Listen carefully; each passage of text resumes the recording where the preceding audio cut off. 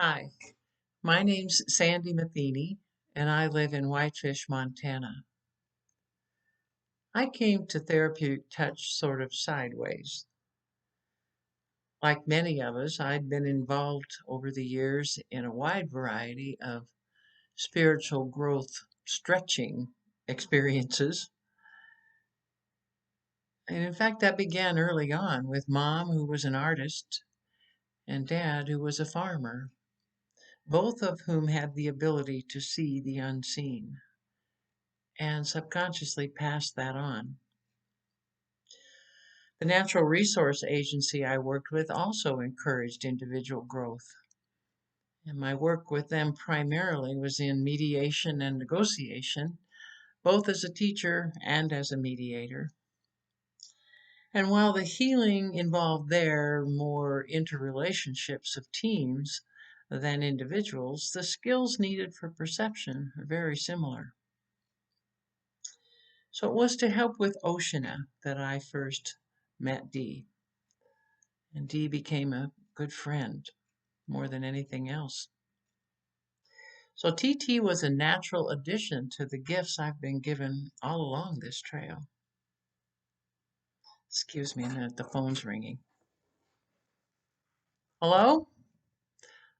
Well, we were just talking about you, Dee. What's that? You wanted to remind us that you and Dora, wait, let me write this down. You and Dora recognized early on that insights into the TT process will continue to grow naturally. All right, yeah. With future generations of perceptive persons who are compassionately concerned with helping and healing. Okay, let me read that back to you. Okay. You and Dora recognized early on that insights into the TT process will continue to grow naturally with future generations of perceptive, persons who are compassionately concerned with helping and healing those in need. Huh, that sounds just like you. Oh, wait, that was you who said that. Anything else? Uh huh. Uh huh. All right. Well, thanks so much. We'll see you down the trail, Dee. Hello, my name is Cordy Anderson. I'm a retired nurse. I've been a nurse for 50 years, started in 1969 and retired in 2013. And I've been a therapeutic touch practitioner since 1984 and a teacher since the early 90s. I want to say a little bit about how I came to therapeutic touch. In 1984, I was working for a small home health and hospice agency. It was in the era before hospices and home health split and became separate entities. So I saw both home health patients and hospice patients. And I learned therapeutic touch during that time. And I started using it almost immediately with my home health and hospice patients. It was something that was quite wonderful in the sense that it could help people relax. It could help people that were short of breath relax enough to catch a breath. It was something that I used with patients who had amputated limb, and I helped them with phantom pain. It was something that I used on hospice to relieve someone's either discomfort or anxiety or shortness of breath until the medicine took over. And so it was very, very helpful, especially when you get those middle of the night calls where you don't have much, but you always have your hands and you always have your intention. And that is what therapeutic touch is able to give us. We access our deep inner knowing, our deep inner stillness, and access this amazing universal support energy that surrounds us. And then we can offer it to people who are in need. It's something that has made a huge difference for many, many patients, But it's also made a huge difference for me because as I practiced therapeutic touch, I became more able to be quiet inside, more able to access that place of inner stillness and inner peace. And it seemed like life just became a lot easier.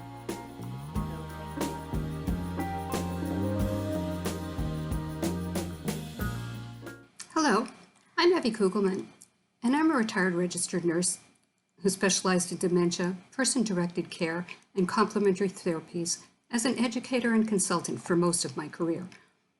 As a young nurse, I was always disheartened by the number of medications that elders were on, and how medications were the focus on managing elders, not to mention how difficult it was to manage pain. Psychotropics for elders with dementia was the norm, and all of this was quite disturbing to me, so I was always looking for other approaches. In 1992, I was the manager of the Victorian Order of Nurses Simcoe County Branch Alzheimer Respite and Enrichment Program in Ontario, Canada. At that time, I also developed severe arthritis in both knees.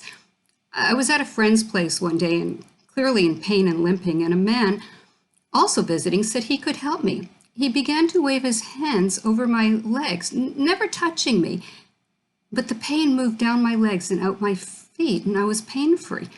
This was amazing. How did this happen? The next day, the pain was back, so I did what he did and kept the pain at a manageable level. He didn't say what he did or give it a name. But about 5 days later, I was at a party, and my husband called me over to talk to a woman who he said it sounded like she was teaching what I'd been doing all week. That's how I found therapeutic touch. What intrigued me is that it was developed for nurses at NYU by a professor of nursing, Dr. Dolores Krieger, and her mentor, Dora Kuhns. And it was research-based. I mean, that was amazing. A therapeutic touch is driven by compassion with the intention to help someone in need.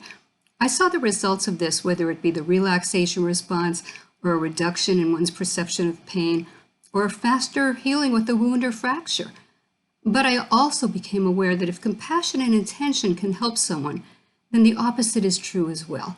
I had to become very aware of my thoughts and things that I said because I only wanted to help, not harm.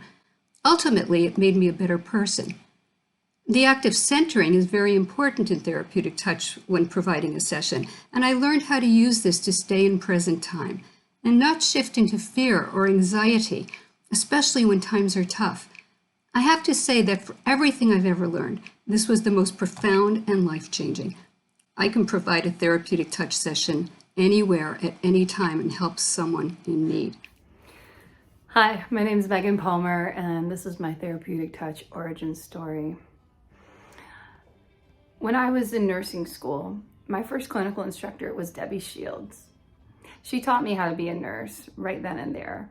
And during that time, she mentioned therapeutic touch several times. I was curious, but didn't have time to take a class during school. About a year after I became a nurse, I found a therapeutic touch book in a used bookstore by Dee Krieger.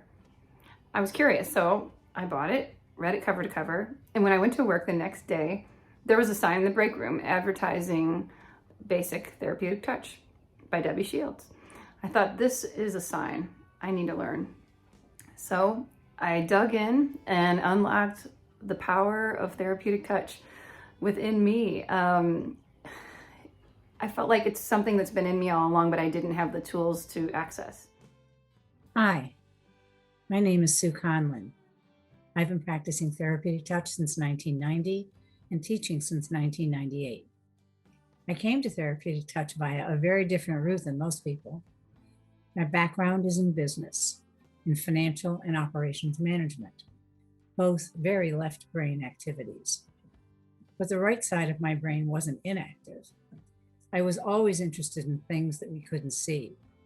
As a kid, I pondered questions like, is the blue that I see the same blue that you see? And is this physical world really the only one? As an adult, I realized that we all had abilities that we mostly didn't talk about or ignored. For example, I could get a friend to call simply by intending it. Eventually, my husband and I found a school that encouraged us to explore the paranormal and the spiritual, and taught people how to develop these abilities. After a few years of studies, I was invited to become one of their teachers. Included in the psychic development and mediumship curriculum was a section on healing, and they were teaching something they called therapeutic touch. I wasn't comfortable with it. It made me feel anxious and uncomfortable, but I taught it because it was part of the course. After I'd been teaching there for a few years, a group of my students asked me to develop a curriculum for a course on healing. My instant reaction was no.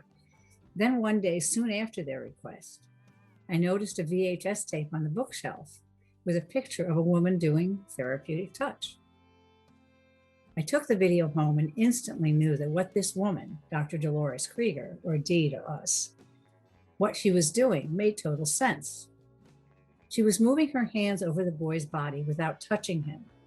And as she did so, her hands responded ever so subtly to what she was sensing in different areas.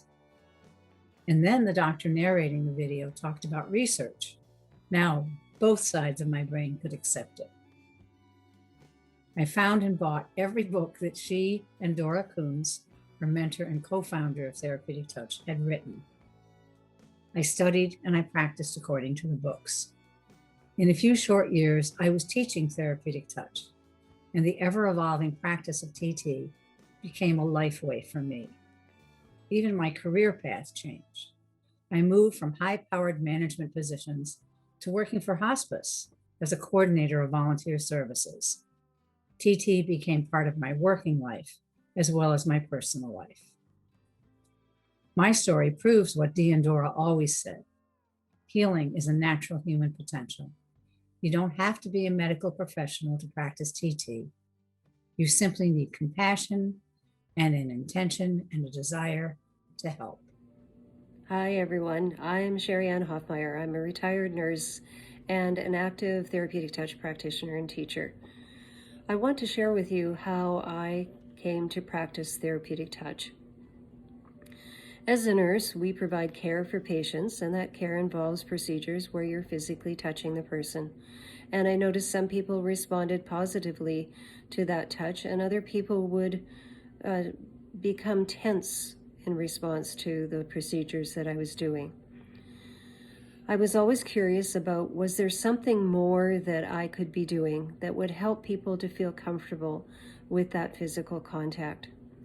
Therapeutic touch has influenced me personally as well as professionally.